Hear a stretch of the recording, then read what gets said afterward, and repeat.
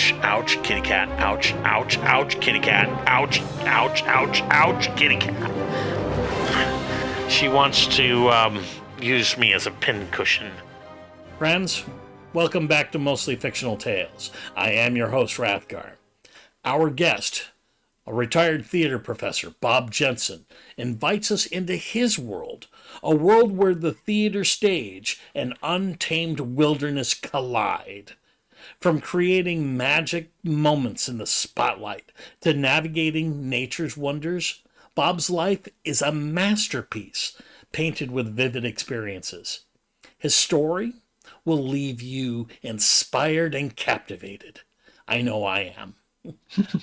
Hi, Ken. Thanks for having me today. This is going to be a wild adventure, I'm sure. You know what? I promise to make it interesting. I promise to make it interesting, Bob. And you know me, when something needs to be kind of punched up, that's my ballywick. That's what I do. That's part of the ballyhoo that you are a part of today. Well, I was once told by the students that I was most likely to use a metaphor of all the people they knew. So I'll try to create as much confusion through bad metaphor as I can today. I certainly hope I'm listening close because you know me, I love a bad metaphor. So welcome to the show. We want to see what curveballs you throw my way. You're saying your body is ready. Well, no, that's not what you said, but I did. Recently, Bob, you have returned from an epic adventure. I think I need to sit back here, just to let you take the floor, and you tell me what's on your mind. I want to hear about the Narrows. I want to hear all about Zion National Park and Utah and all of that. Well, Zion, as a lot of people know, is a beautiful place that you can explore in lots of different ways. I've seen videos of people who say you can experience it in 15 minutes by driving through it, but that's not been my experience. I've been there 4 times, and each time peel back more of a layer of the wilderness that's there. I'm really blessed that I have a couple travel companions for the last 6 years who have done trips in national parks with me, and we've tried before to do the Narrows, and we were shut down because of the flow of the river, the Virgin River. Sometimes it's too dangerous to go into it. And as some people know about the Narrows, you're essentially hiking up a river. And there's a lot to think about because it's the season of flash floods. So we had rain the day before, we had rain the day after. A couple of years ago, as I said, we were prevented from going. So it's always trying to figure out nature and how to prepare well, and then to be ready to give up your plan. So we got up early in the morning and headed to the Narrows, and that began this wonderful adventure for us. I'm a little curious about the Narrows. Is the hiking path that is that famous, the Narrows, that takes you just right down along the riverbed, and like you said, in many places there's not any place for you to stand on the left or the right bank, and in some places you're having to use a pole to figure out where you're going and whether or not there's a place to stand right in front of you. My question is that hiking path, is that a one-way path, or do you have hikers approaching you from your pathway going the opposite direction? Or is it set up by the Park Service not to just to make people go one way? So there's 2 ways to experience the Narrows. One is in and out, and that's what most people do. And it doesn't require a permit. So you're hiking anywhere from a mile to 4.5 miles upriver. The second way is to get a permit and go from what they call top down, which I think is about 18 miles, and usually involves people camping, so they're taking gear with them. Because of the rain that happened the day before, there were no permits for people to go from top to bottom. So the only people we saw were those immediately ahead of us. There was a small group that went as far as we did. And then we would see people returning on that in and out first choice. I just pulled up a couple of maps here. Let's pop over here and maybe we can get a useful visual aid. All right, so now that may be. Oh, I see what you're talking about, Bob. I see what you're talking about. So you got to blow this up, blow this up, blow this up, and then the Keep coming, blow. If you can go up once more. And if you look, the river flows. I see the river right here. That's where one starts. All right. Let's go. Actually, let's go further up. And what we come to is the last shuttle stop. Do you see where there's? I see shuttle stop. Now this is the entry right here. You come to the Temple of Sinawa, and then one takes the river trail, which is just a nice little walk, and eventually it comes up to the river. If you follow this, the name on that is River. Yeah, that's actually a paved trail that people take. And then you head this way on foot all the way up this river. This is what has caused the Narrows, right? Right. So in between those two forks is where we ended up. We turned around essentially because it was going neck high, and we thought we didn't have anything more to prove. So that is certainly we watched somebody go underwater, so that was part of the turnaround decision. But you can see it's really around Elephant Temple and Imlay temples where you end up needing to turn around. While you were on that trip, I had wanted to make some fake treasure maps to share with you, but I was not quite confident that you were going to see it. This particular piece that it made me think you may have seen something exactly like this. How close did Midjourney get to the experience that you had with this image? I think I think the scale is there, but the fact it's a slot canyon means there's actually one area called Wall Street that we went through, and that's where the walls are so close to each other that you really experience the slot canyon experience. Wow. You get a much more of a sense of how the river was carved by nature. Yeah, I'm not saying there's anything wrong with this, but this looks like a great opening based on human scale. Imagine instead the wall that we're seeing through to see them is almost on top of them. That's how tight it becomes. But I don't want you to feel you've got to create the exact facsimile of it. It was part of my amusement because I was going for treasure maps, and then this was like one of the side. When I generate a set of images with Midjourney, I get 4 to choose from, and depending upon how much, there's a setting that's called chaos, which allows it to give a lot of freedom as to early on in its generation process as to what it's going to change what words into what.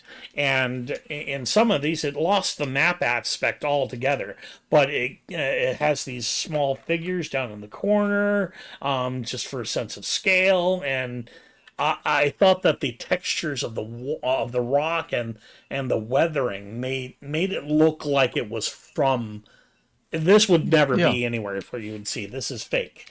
But so this is I mean, the sandstone is correct. The fact that there's weeping rock is correct. Yeah. It was bluer and grayer than this, but don't worry about it. I mean, that's not. And there might be other places along the way. And again, it was given a lot of freedom. So maybe it decided it wanted more sandstone in it, kind of thing. And it is a almost entirely sandstone experience. That's how it was carved by the river in such a dramatic fashion because the sandstone gave way. So you're hiking up the river, and there had been some rain just in the week, the day prior. Well, first of all, going into the river was amazing. We had the right equipment, and I think anytime it's about preparedness. You don't go into something knowing nothing about it. We've seen people do that on our different adventures at times, and I think those people regret not being prepared. So this preparedness was renting the right equipment. So it was a pair of waterproof socks, specially designed boots to wear, and then to complete what they called the summer gear, because it was still warm enough at Zion National Park in September, to rent the pole to go with us because we needed that for balance, given the fact that it's river rock and it's slick and it's rounded edges, and because the water is moving, you're not seeing the bottom. So that stick really becomes a critical part of balance. So we had that, and so we felt well prepared entering the river. We got there early enough in the morning so there wasn't a big crowd. We could follow a few people ahead of us. We weren't following 100 people ahead of us, as sometimes happens in that river. So we could figure out where to navigate based on watching someone ahead of us and what they were doing. And I've got a feeling that they were also watching people ahead of them, except for those that left at 6 o'clock. They were the trailblazers in effect. And the river is kind of unpredictable for somebody new to it. So it was It's really helpful information to see what other people were doing. And the rangers want to protect us. So we checked in with the rangers, we checked in with the rental company, we got their advice. They told us how far they thought we should go. We told them what our goal was. They thought we should modify that because, as we found out, the watershed is 30 miles away. So it might not be raining in Zion National Park, but it could be raining up at the watershed. So Yeah. all is to say, this is about just being prepared. And, Yeah. I'm fortunate, again, there are two guys with me, Don Carlson, Fullerton College alum, and my brother-in-law, John. We've done this 5 or 6 times, going out to the national parks together. So we do our homework. And so the right gear helped us. Everything was spectacular. Even as within the first half mile, we're up to chest high. So that was an amazing surprise. But equally important was realizing, hey, these socks are keeping us pretty warm.